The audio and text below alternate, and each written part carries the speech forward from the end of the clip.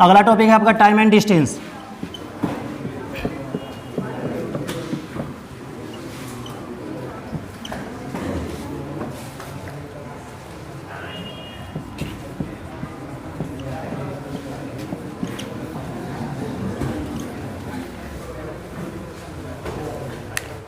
चलिए, समय तथा दूरी हम स्टार्ट कर रहे हैं आज। इसका जो बेसिक क्लास होगा, सबसे पहले आपको पता होना चाहिए दूरी बराबर होता है चाल गुने समय। दूरी बराबर होता है चाल गुने समय। इसी से दूगो फार्मूला और बनेगा आपका।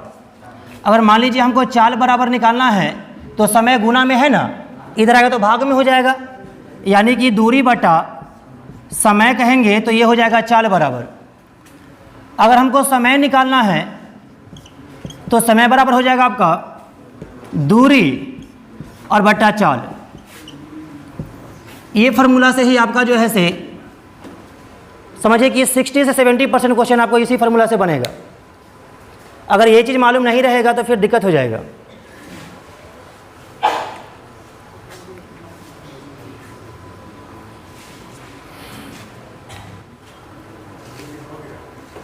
हाँ, क्वेश्चन लिखिएगा एगो,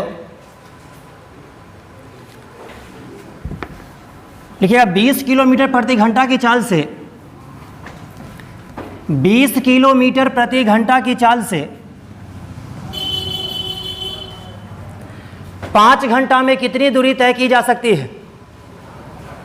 20 किलोमीटर प्रति घंटा की चाल से 5 घंटा में कितनी दूरी तय की जा सकती है। कितना हो जाएगा?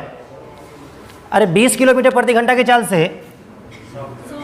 दूरी निकालना है ना, तो दूरी बराबर हो जाएगा चाल गुने समय।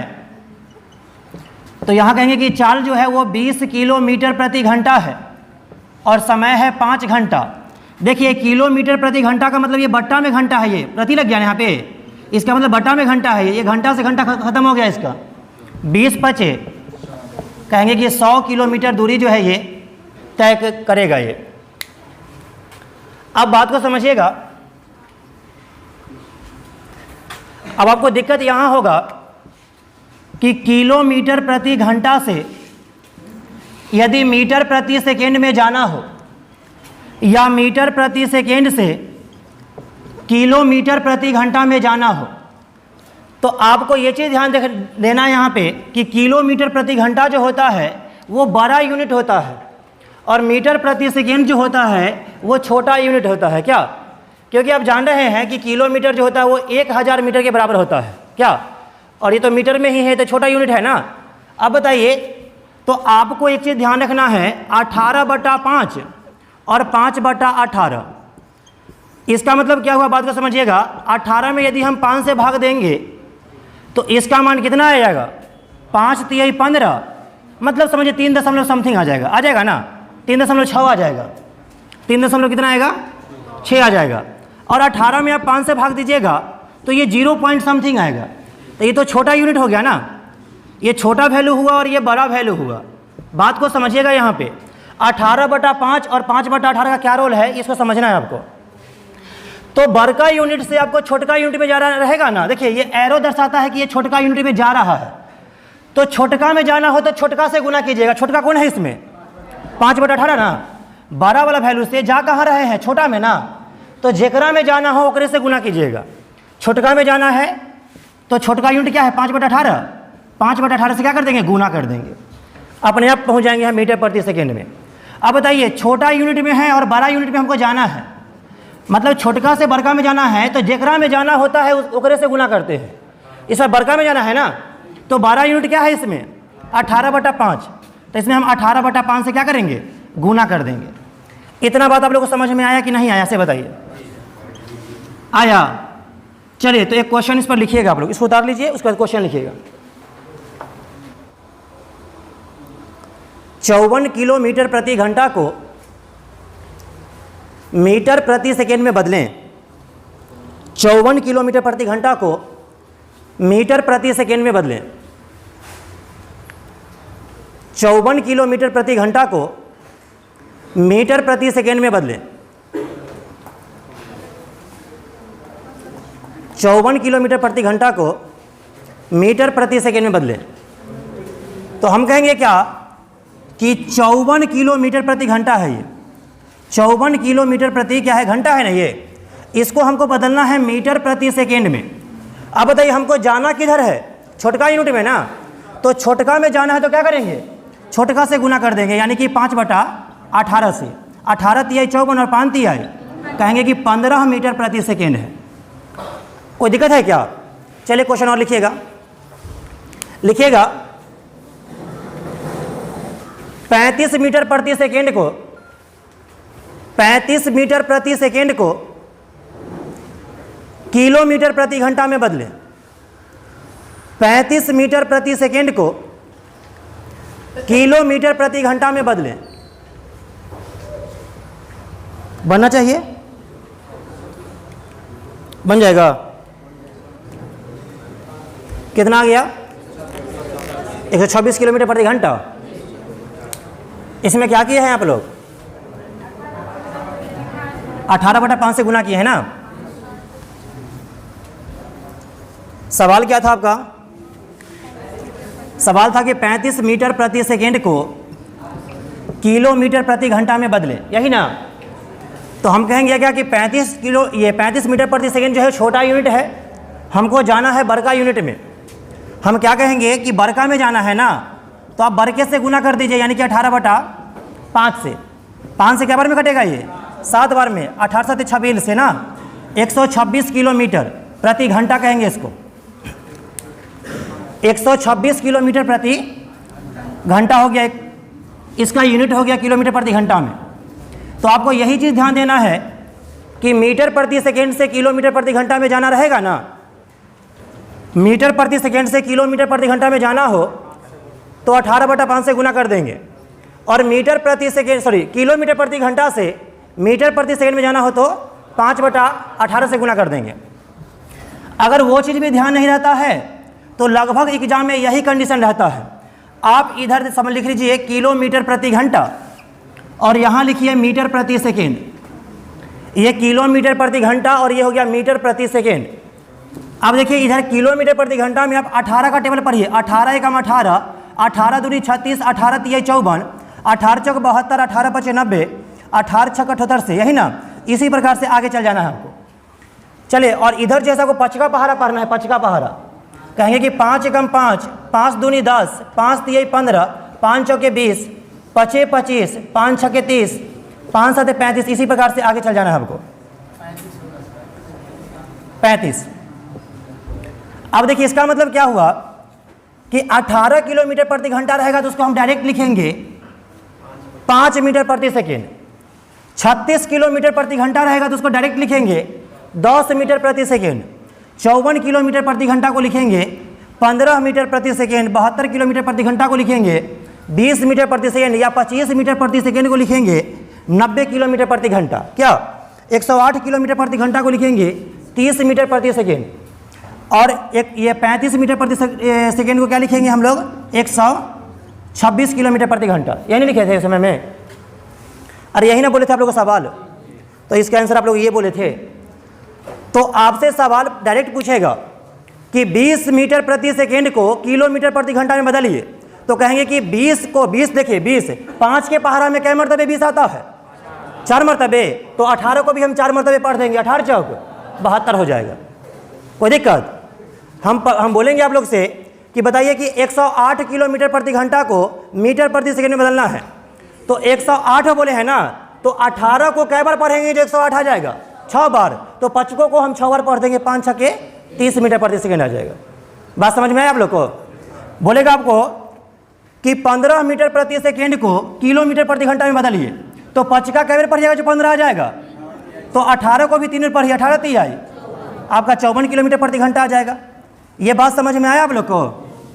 ये डायरेक्ट रहता है आपको एग्जाम में। 72 किलोमीटर प्रति घंटा, 90 किलोमीटर प्रति घंटा, 108 किलोमीटर प्रति घंटा, 126 किलोमीटर प्रति घंटा, 54 किलोमीटर प्रति घंटा। बात को समझ गए हैं ना? इसको डायरेक्ट अगर आपको मीटर प्रति सेकेंड में बदलना रहेगा तो क्या कीजिएगा, या तो आप 5/18 से गुना कर दीजिए, और नहीं तो आपको पता है कि इतना मरतबे 18 के पहाड़ा में आता है तो उतना ही मरतबे 5 के पहाड़ा में पढ़ दीजिए। कोई दिक्कत? चलिए आगे बढ़ते हैं। चलिए देखिए इधर मान लीजिए ये रेलगाड़ी है,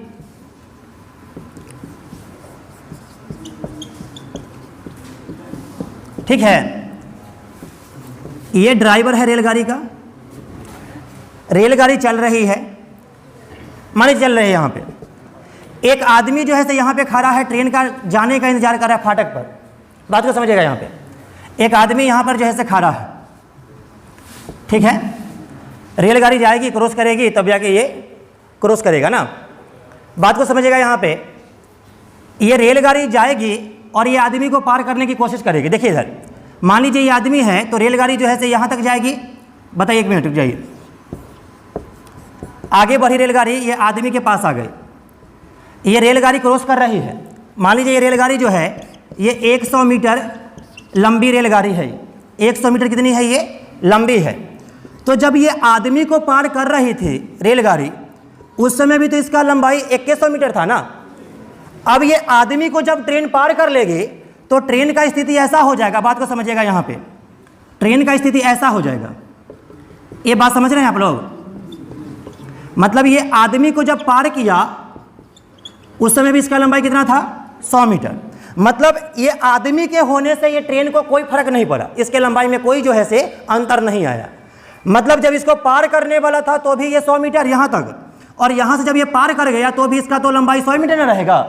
तो आदमी बोले आपको सवाल में, या कोई बिजली का खंभा बोले आपको सवाल में, या कोई आपको पॉइंट बोले, कोई बिंदु बोले, कोई पेड़ बोले, तो समझ आइएगा क्या कि ये सब जो होता है वो निग्लिजिबल डिस्टेंस वाली वस्तु होती है। इसकी लंबाई ट्रेन की लंबाई के सामने में 0 होता है।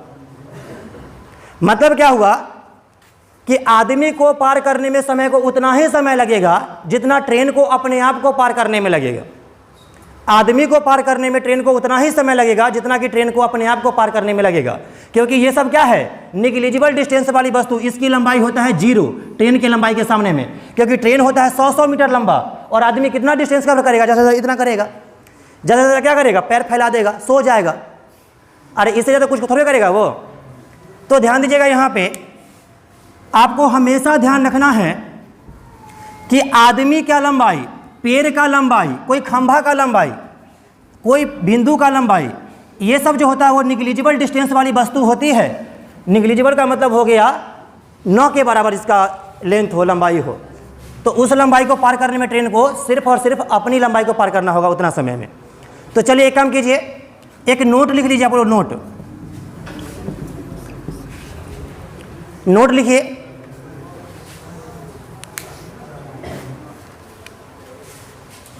लिखिएगा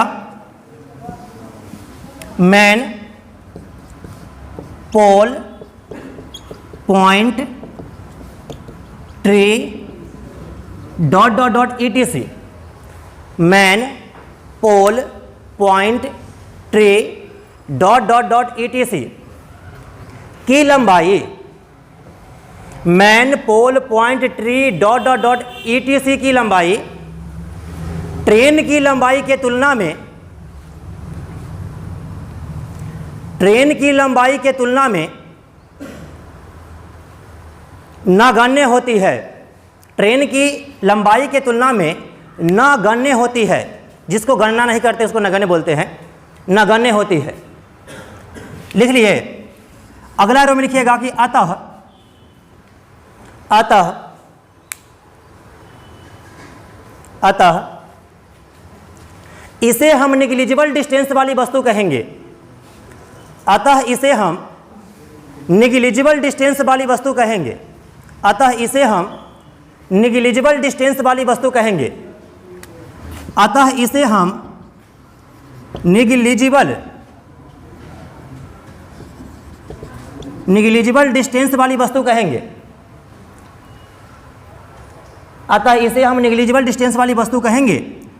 अगला रो में लिखिएगा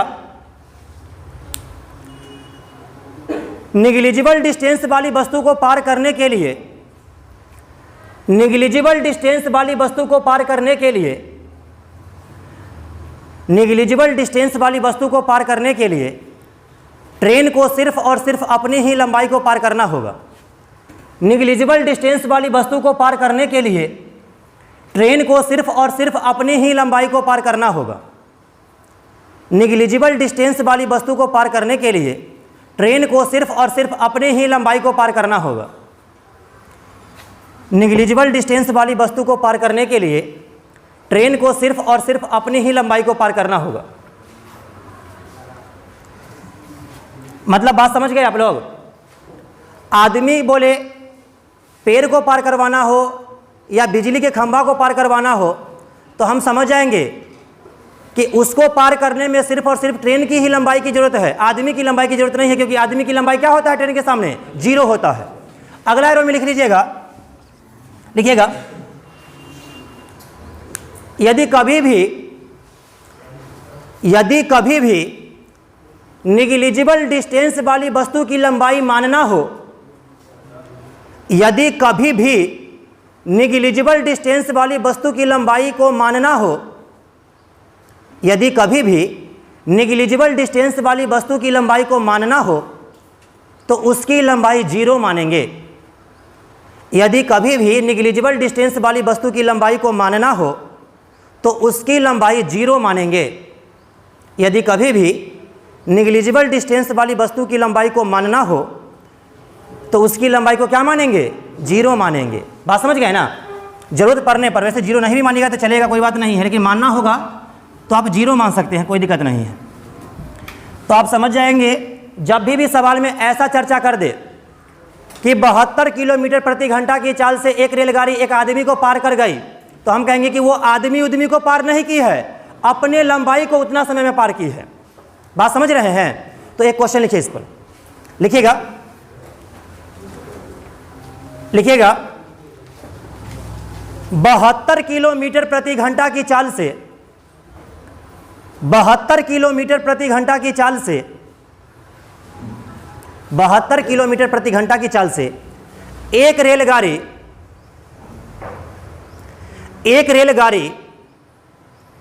बिजली के खंभे को 10 सेकेंड में पार कर जाती है। एक रेलगाड़ी बिजली के खंभे को 10 सेकेंड में पार कर जाती है, तो बताएं कि उस रेलगाड़ी की लंबाई कितनी होगी? तो बताएं कि उस रेलगाड़ी की लंबाई कितनी होगी?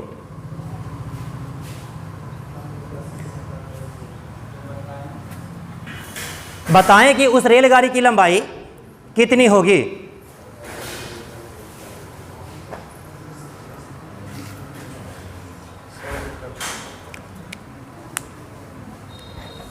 देखिए इधर, जब भी सवाल में बोल दे कि एक रेलगाड़ी बिजली की खंभा को पार करती है, एक रेलगाड़ी आदमी को पार करती है, एक रेलगाड़ी पेड़ को पार करती है, एक रेलगाड़ी किसी बिंदु को पार करती है, तो कहेंगे कि आदमी, पोल, बिंदु ये पेड़ को पार नहीं करती है, बल्कि उतना समय में अपनी ही लंबाई को पार करती है। कौन? रेलगाड़ी। क्योंकि ये सब जो होता है वो निग्लिजिबल डिस्टेंस वाली वस्तु होता है। निग्लिजिबल डिस्टेंस वाली वस्तु को पार करने में सिर्फ और सिर्फ ट्रेन की लंबाई को पार करना होगा। मतलब ट्रेन अपनी ही लंबाई को पार करेगा, निग्लिजिबल डिस्टेंस की लंबाई को पार कभी नहीं करेगा, क्योंकि उसका लंबाई क्या होता है? 0 होता है। किसका? निग्लिजिबल डिस्टेंस वाली वस्तु का। ध्यान दीजिए, तो देखिए यहाँ पे सवाल में बोला गया है कि एक रेलगाड़ी जो है इसकी चाल है, इसकी चाल कितना दिया हुआ है? 72 किलोमीटर प्रति घंटा दिया हुआ है। बोल रहा है क्या कि एक बिजली के खंभे को, मान लीजिए खंभा है, ठीक है, ये खंभा है, मान लीजिए इस खंभे को जो है से पार कर गया कितना सेकंड में? 10 सेकंड में पार कर गया। अब बताइए, अभी आपको दिखाई दे रहा है कि ये पार कर रहा है क्या? नहीं, अब पार करेगा। देखिए इधर, पार कब करेगा? जब बिजली के खंभा का स्थिति ऐसा हो जाएगा और ट्रेन जो है से ऐसे निकल जाएगा। अब ना पार किया। अब बोल रहा है क्या कि ट्रेन की लंबाई कितनी होगी? तो हम जानते हैं कि सवाल में हमको चाल दिया हुआ है, समय दिया हुआ है, तो दूरी तो निकल जाएगा ना। अरे दूरी ना लंबाई होता है। तो हम कहेंगे क्या कि ये 10 सेकेंड में पार करता है। कितना सेकेंड में? 10 सेकेंड में ना। बात को समझिएगा, यहाँ पे कितना सेकेंड में पार करता है? 10 सेकेंड में। ये समय का यूनिट जो है वो सेकेंड में है और चाल का यूनिट जो है से घंटा में है। तो ये बात सही नहीं बन रही है, इसको बैलेंस करना पड़ेगा, बराबर करना पड़ेगा। तो एक काम कीजिए, अभी बोले हैं आपको कि किलोमीटर प्रति घंटा से मीटर प्रति घंटा में, सॉरी मीटर प्रति सेकेंड में आना रहेगा ना, तो 5/18 से गुना करेंगे। और नहीं तो आपको बोले हैं 18 चौक 72, तो 5 चौके, तो इसको हम डायरेक्ट लिख सकते हैं 20 मीटर प्रति सेकेंड। किसी को दिक्कत है क्या? इस चाल को हम लिख सकते हैं 20 मीटर प्रति सेकेंड। आपको समय कितना दिया हुआ है? 10 सेकेंड। तो बताइए ये भी, इसका भी यूनिट आ गया सेकेंड में और इसका यूनिट भी सेकेंड में है। अब इसको कर सकते हैं, दूरी बराबर फार्मूला क्या होता है?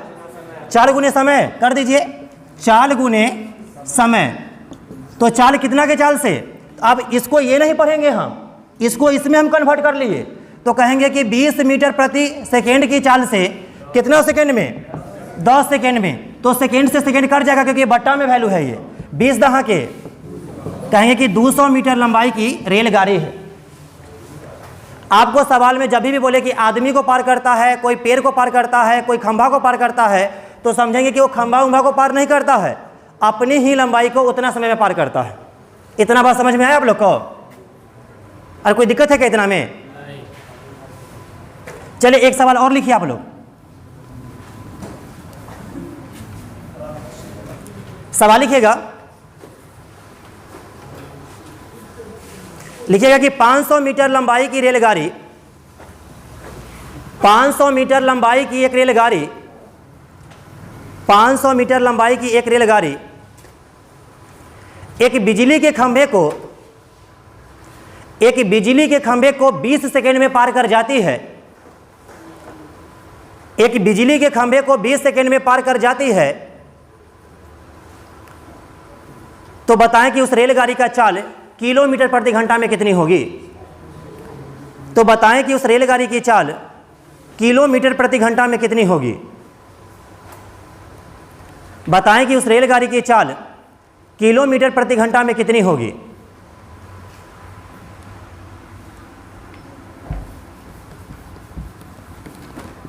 बताएं कि उस रेलगाड़ी की चाल किलोमीटर प्रति घंटा में कितनी होगी? 90 किलोमीटर प्रति घंटा आएगा। देखिए, जब भी बिजली के खंभा को पार करने की बात हो, कोई आदमी की पार करने की बात हो, चाहे कोई पेड़ की पार करने की बात हो, कोई बिंदु को पार करने की बात हो, तो समझेंगे क्या कि वो सब बिंदु को पार नहीं हो रहा है, ट्रेन अपनी ही लंबाई को उतना समय में पार कर रहा है। ठीक है ना? मतलब समझेंगे क्या कि ट्रेन का चाल हमको निकालना है। चाल पूछा है ना, ट्रेन की लंबाई दिया हुआ है, लंबाई कितना दिया हुआ है? 500 मीटर। अब इसका समय दिया हुआ है कि कितना समय में पार करता है ये? 20 सेकेंड में। तो हम समझ गए ये मीटर में है और ये सेकेंड में है, तो ये चाल जो आएगा वो किस में आएगा? मीटर प्रति सेकेंड में आएगा। उसके बाद उसको हम किलोमीटर प्रति घंटा में बदल लेंगे। हम जानते हैं कि लंबाई दिया हुआ है, लंबाई मतलब दूरी, दूरी कहिए या लंबाई कहिए एक ही बात है ना। तो हम जानते हैं कि दूरी बटा समय क्या होता है? अरे दूरी बटा समय चाल होता है ना। तो हमको तो चाल ही निकालना है। तो दूरी दिया हुआ है 500 मीटर, 500 मीटर और चाल दिया हुआ है 20 सेकेंड। शून्य से शून्य कट गया, 2 से कट गया 25 बार में। तो कहेंगे क्या कि ये हो गया 25 मीटर प्रति सेकेंड। ये तो आ गया चाल का यूनिट किस में है? मीटर प्रति सेकेंड में ना। हमको चेंज करना है किस में? किलोमीटर प्रति घंटा में। तो 5 को कै बार पढ़ेंगे जो 25 हो जाएगा? 5 बार ना। तो 18 को भी 5 बार पढ़िए, 18 5 90 किलोमीटर प्रति घंटा कहेंगे इसको। यही हमारा आंसर हो जाएगा। नहीं समझ में आ रहा है? आ रहा है ना? इसमें कुछ नहीं करना है आपको, बस आपको ये चीज़ ध्यान रखना है कि जो दिया रहेगा, इसका मतलब क्या है कि 3 गो में से 2 गो दिया रहेगा, वो नहीं दिया रहेगा। तो कैसे उसको चेंज करना है वो आप समझिए। चाल कैसे आता है, समय कैसे आता है, दूरी कैसे आता है, ये सब आपको पता होना चाहिए। दूरी बराबर चाल गुने समय होता है, चाल बराबर दूरी बटा समय होता है, समय बराबर दूरी बटा चाल होता है। ये सब चीज़ आपको पता होना चाहिए। चलिए अब बात को समझिएगा यहाँ पे। अब हम आते हैं सेल्फ डिस्टेंस वाली वस्तु पर। अभी हम पढ़ रहे थे निग्लिजिबल डिस्टेंस वाली वस्तु। देखिए इधर स्टार देकर के लिखिएगा, लिखिएगा platform, platform, bridge, canal, dot dot dot ETC कर लीजिए। प्लेटफॉर्म हो, ब्रिज हो, कैनल हो मतलब नहर हो, डॉट डॉट डॉट ETC हो गया। की लंबाई, की लंबाई ट्रेन की लंबाई के तुलना में, ट्रेन की लंबाई के तुलना में 12, ट्रेन की लंबाई की तुलना में 12, कॉमा छोटा, 12 कॉमा छोटा या बराबर होती है, 12 कॉमा छोटा या बराबर होती है। अतः इसे हम सेल्फ डिस्टेंस वाली वस्तु कहेंगे। अतः इसे हम सेल्फ डिस्टेंस वाली वस्तु कहेंगे। अतः इसे हम सेल्फ डिस्टेंस वाली वस्तु कहेंगे। अतः इसे हम सेल्फ डिस्टेंस वाली वस्तु कहेंगे। चलिए अगला एरो में लिखिएगा, सेल्फ डिस्टेंस वाली वस्तु को पार करने के लिए, लिखिएगा सेल्फ डिस्टेंस वाली वस्तु को पार करने के लिए, सेल्फ डिस्टेंस वाली वस्तु को पार करने के लिए ट्रेन को अपनी लंबाई, सेल्फ डिस्टेंस वाली वस्तु को पार करने के लिए ट्रेन को अपनी लंबाई तथा उस सेल्फ डिस्टेंस वाली वस्तु की लंबाई के योग को पार करना होगा। सेल्फ डिस्टेंस वाली वस्तु को पार करने के लिए ट्रेन को अपनी लंबाई तथा उस सेल्फ डिस्टेंस वाली वस्तु के लंबाई के योग को पार करना होगा। उस सेल्फ डिस्टेंस वाली वस्तु के लंबाई के योग को पार करना होगा, मतलब ट्रेन की अपनी लंबाई और जो दूरी रखने वाला वस्तु है उसकी लंबाई के योग को पार करना पड़ेगा। उसकी लंबाई, किसकी लंबाई? ट्रेन की लंबाई। और ब्रिज की लंबाई रहेगा तो उसकी लंबाई, नहर की लंबाई रहेगा तो नहर की लंबाई, प्लेटफॉर्म की लंबाई रहेगा तो प्लेटफॉर्म की लंबाई, इसकी लंबाई को जोड़ करके पार करना होगा। बात समझ गए हैं कि नहीं समझे हैं? कोई दिक्कत है क्या? चलिए एक क्वेश्चन लिखिएगा आप लोग, एक क्वेश्चन लिखिएगा कि एक रेलगाड़ी, क्वेश्चन लिखिएगा, एक रेलगाड़ी 72 किलोमीटर प्रति घंटा की चाल से, एक रेलगाड़ी 72 किलोमीटर प्रति घंटा की चाल से चलती हुई, एक रेलगाड़ी 72 किलोमीटर प्रति घंटा की चाल से चलती हुई एक प्लेटफॉर्म को 20 सेकेंड में पार करती है, एक प्लेटफॉर्म को 20 सेकेंड में पार करती है, एक प्लेटफॉर्म को 20 सेकेंड में पार करती है तथा उस प्लेटफॉर्म पर खड़े एक व्यक्ति को, तथा उस प्लेटफॉर्म पर खड़े एक व्यक्ति को 8 सेकेंड में पार करती है। उस प्लेटफॉर्म पर खड़े एक व्यक्ति को 8 सेकेंड में पार करती है, 8 सेकेंड में पार करती है, तो बताएं कि प्लेटफॉर्म की लंबाई कितनी होगी? तो बताएं कि प्लेटफॉर्म की लंबाई कितनी होगी? बताएं कि प्लेटफॉर्म की लंबाई कितनी होगी? बताएं कि प्लेटफॉर्म की लंबाई कितनी होगी?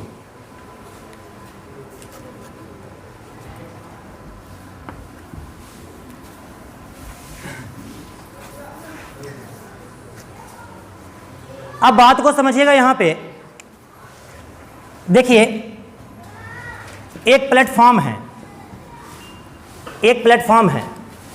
अच्छा, इस सवाल में प्लेटफॉर्म की लंबाई नहीं दिया हुआ है, ट्रेन का चाल दिया हुआ है। चाल कितना दिया हुआ है? देखिए चाल दिया, देखिए इधर यहाँ पे चाल दिया हुआ है प्लेटफॉर्म का कितना? 72 किलोमीटर प्रति घंटा, यही ना। और प्लेटफॉर्म को पार किया, बात को समझिएगा। यहाँ पे ये मान लीजिए कि ये प्लेटफॉर्म है, ये प्लेटफॉर्म है, इसको पार कर दिया, इसको पार किया। कौन पार किया? तो रेलगाड़ी पार किया। बात को समझिएगा। इसको यहाँ से यहाँ तक पार किया है तो उतना समय लगा है। प्लेटफॉर्म प्लस ट्रेन दोनों की लंबाई के योग कौन पार करेगा? ये प्लेटफॉर्म को जब भी पार करेगा तो ट्रेन अपनी लंबाई और प्लेटफॉर्म की लंबाई के योग को पार करना होगा, क्योंकि प्लेटफॉर्म बहुत बड़ा बड़ा होता है, छोटा भी होता है, बराबर भी होता है। तो इसको बोलते हैं सेल्फ डिस्टेंस वाली वस्तु की लंबाई के योग को पार करता है ना। अब बताइए, तो इसको टोटल टाइम लगा कितना सेकेंड? 20 सेकेंड, मतलब प्लेटफॉर्म को पार करने में लगा है 20 सेकेंड। और जबकि बोला है क्या कि इस प्लेटफॉर्म पर खड़े हुए एक व्यक्ति को पार करने में लगा है क्या सेकेंड? 8 सेकेंड। तो हम कहेंगे कि व्यक्ति को पार करने में नहीं लगा है, ट्रेन को अपनी ही लंबाई को पार करने में लगा है 8 सेकेंड। मतलब यहाँ से यहाँ तक लग गया 8 सेकेंड। बात समझ रहे हैं? अगर बात को समझिएगा यहाँ पे, अगर डायरेक्ट आप इसको देखिए, इधर यहाँ पे सब तो यूनिट है समय का सेकेंड में ना, इसको यदि हम चेंज करेंगे मीटर प्रति सेकेंड में, 18 चौक 72 तो 5 चौके, तो इसको 20 मीटर प्रति सेकेंड लिखेंगे। अब बताइए, अगर हम डायरेक्ट क्या करेंगे, 20 मीटर प्रति सेकेंड से 20 सेकेंड में गुना करेंगे तो किसकी लंबाई निकलेगा? ये दोनों की लंबाई का योग निकलेगा। किसकी लंबाई निकलेगा? ये दोनों की लंबाई के योग निकलेगा, प्लेटफॉर्म और किसके? रेलगाड़ी के लंबाई के योग, मतलब प्लेटफॉर्म प्लस ट्रेन का योग निकलेगा। कि कैसे निकलेगा? 20 मीटर प्रति सेकेंड की चाल से 20 सेकेंड में, सेकेंड से सेकेंड सज जाएगा ना, 20 गुने 20 कितना होता है? तो 400 मीटर क्या आया? ये दोनों की लंबाई, ये दोनों की लंबाई ना। अब बताइए कि ट्रेन का समय पता है ना, ये चाल किसका है? ये चाल किसका है? और समय कितना है अपने आप को पार करने में लगा कितना सेकेंड? 8 सेकेंड। तो कहेंगे क्या कि ओनली ट्रेन, या कहिए कि ट्रेन अपनी लंबाई को पार करा है कितना सेकेंड में? ओनली ट्रेन का लंबाई, या ट्रेन की लंबाई, ट्रेन की लंबाई कैसे निकलेगा? फार्मूला क्या होता है? चाल गुने समय ना। चाल कितना ट्रेन का? 20 मीटर प्रति सेकेंड, और गुना में कितना सेकेंड? 8 सेकेंड। सेकेंड से सेकेंड सदी बदे, 20 गुने 8 कितना हो गया? 160 मीटर लंबा ट्रेन है। तो 400 मीटर में ट्रेन और प्लेटफॉर्म दोनों की लंबाई है, उसमें से 160 मीटर केवल ट्रेन का लंबाई है। तो 400 में से क्या कर देंगे? 160 घटा देंगे, तो किसका लंबाई बच जाएगा? प्लेटफॉर्म का। तो कर लीजिए यहाँ पे, 400 में से घटा दीजिएगा 160 मीटर, तो किसका निकल जाएगा? प्लेटफॉर्म की लंबाई 240 मीटर आ जाएगा। ये थोड़ा लंबा हो गया, इसको आप डायरेक्ट बनाइए। बात को सुनिएगा यहाँ पे, ये थोड़ा लंबा हो गया यहाँ पे, इसको हम डायरेक्ट बनाएंगे। देखिए इधर हमको किसकी लंबाई पूछा है? ट्रेन का कि प्लेटफॉर्म का? प्लेटफॉर्म का पूछा है। अब बताइए कि टोटल, देखिए टोटल प्लेटफॉर्म को पार किया, यहाँ समझिएगा, यहाँ पे प्लेटफॉर्म को पार किया तो ट्रेन प्लस प्लेटफॉर्म दोनों की लंबाई को पार किया कितना समय में? 20 सेकेंड में। तो 20 सेकेंड में तो दोनों का लंबाई का योग को पार किया है ना, और अपने आप को क्या सेकेंड में पार किया है? तो जब अपने आप को 8 सेकेंड में पार किया है, इसका मतलब ओनली प्लेटफॉर्म को किया होगा 12 सेकेंड में। 12 8 20 ना। जब यहाँ से यहाँ तक 20 है और यहाँ से यहाँ तक 8 है, तो यहाँ से यहाँ तक कितना होगा? 12 होगा। तो कहेंगे क्या कि ओनली प्लेटफॉर्म को पार करने में लगा समय, पार करने में लगा समय, ओनली प्लेटफॉर्म को पार करने में लगा समय, ओनली प्लेटफॉर्म को पार करने में लगा समय क्या करेंगे? टोटल टाइम में से, टोटल टाइम कितना है? 20 सेकेंड। 20 में से कितना घटा देंगे तो कितना सेकेंड हो जाएगा? 12 सेकेंड। अब कहिएगा क्या? प्लेटफॉर्म की लंबाई, प्लेटफॉर्म की लंबाई फार्मूला क्या होता है? चाल गुने समय ना। तो ट्रेन का चाल कितना है? 20 मीटर प्रति सेकेंड, और गुना में कितना सेकेंड में पार किया प्लेटफॉर्म को? सिर्फ प्लेटफॉर्म को 12 सेकेंड में। सेकेंड से सेकेंड कट गया, कितना हो जाएगा? 240 मीटर ना। यहाँ से आपका डायरेक्ट आ गया। अगर टोटल टाइम से गुना कीजिएगा तो प्लेटफॉर्म और ट्रेन दोनों के लंबाई का योग आ जाएगा, और ओनली प्लेटफॉर्म के समय से गुना कीजिएगा तो सिर्फ प्लेटफॉर्म की लंबाई आएगा, ट्रेन के समय से गुना कीजिएगा तो ओनली ट्रेन की लंबाई आएगा। नहीं समझ रहे बात को? नहीं समझे?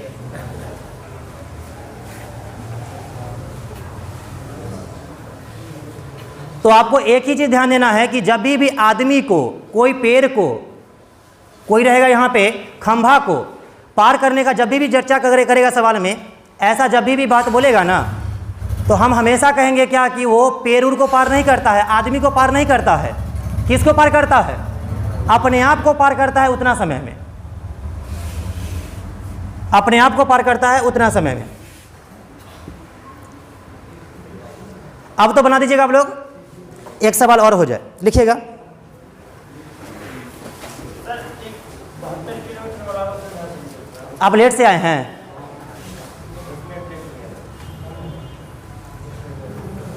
यही ना गलती हो गया बुआ।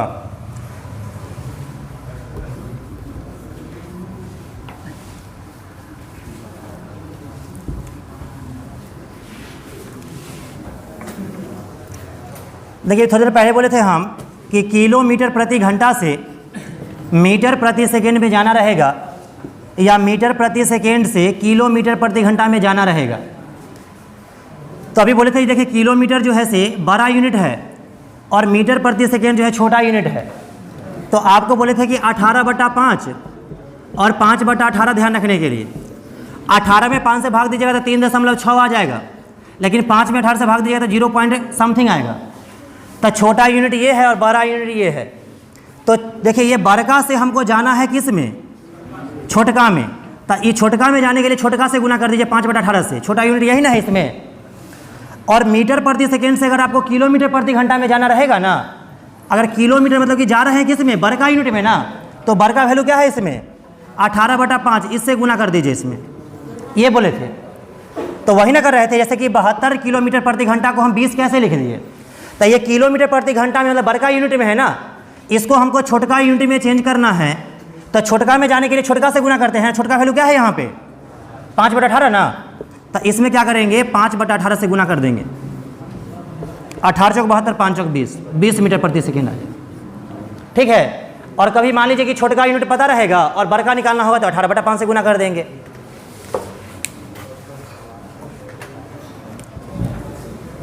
आज 1 घंटा देरी से क्लास चालू हुआ है, आप लोग का भी क्लास चलेगा, टेंशन नहीं लीजिए। चलिए ध्यान दीजिएगा इधर। चलिए क्वेश्चन लिखिएगा, आप लोग लिखिएगा। 90 किलोमीटर प्रति घंटा की चाल से 90 किलोमीटर प्रति घंटा की चाल से चल रही एक रेलगाड़ी एक प्लेटफॉर्म को 12 सेकंड में पार कर जाती है। एक प्लेटफॉर्म को 12 सेकंड में पार कर जाती है। एक प्लेटफॉर्म को 12 सेकंड में पार कर जाती है। एक प्लेटफॉर्म को 12 सेकंड में पार कर जाती है तथा उस प्लेटफॉर्म पर खड़े एक व्यक्ति को 4 सेकंड में पार कर जाती है। तथा उस प्लेटफॉर्म पर खड़े एक व्यक्ति को 4 सेकंड में पार कर जाती है। तो बताएं कि प्लेटफॉर्म की लंबाई कितनी होगी? तो बताएं कि प्लेटफॉर्म की लंबाई कितनी होगी? बताएं कि प्लेटफॉर्म की लंबाई कितनी होगी? बताइए इसको क्या होगा?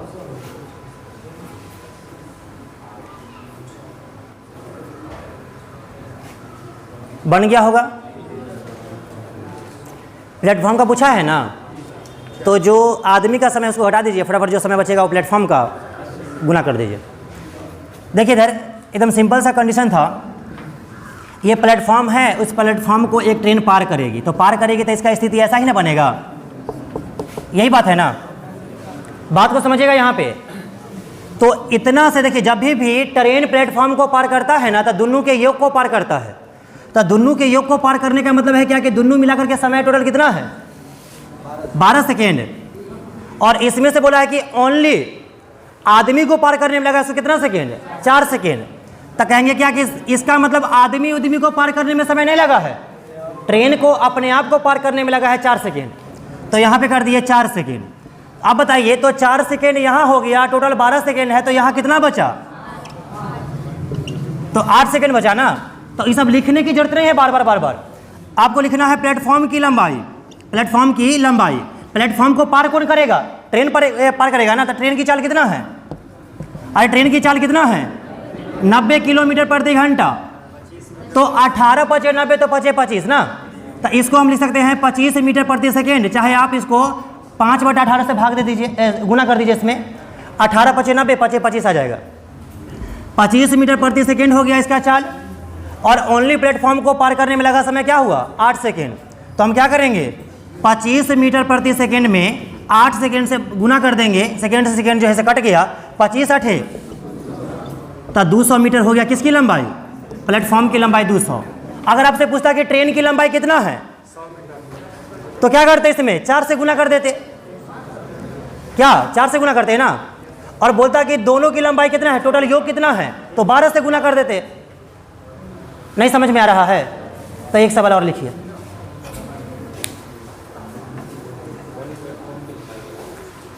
लिखिएगा, एक रेलगाड़ी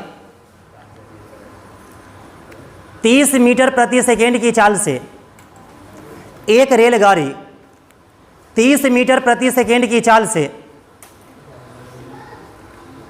एक रेलगाड़ी 30 मीटर प्रति सेकेंड की चाल से 15 सेकेंड में एक प्लेटफॉर्म को पार कर जाती है। एक रेलगाड़ी 30 मीटर प्रति सेकेंड की चाल से 15 सेकेंड में एक प्लेटफॉर्म को पार कर जाती है, तो बताएं कि प्लेटफॉर्म की लंबाई कितनी होगी। तो बताएं कि प्लेटफॉर्म की लंबाई कितनी होगी।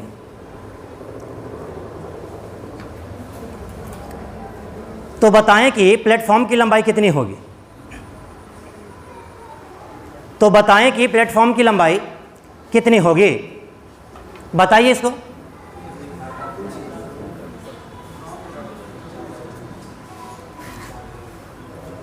कितनी होगी बता दीजिए।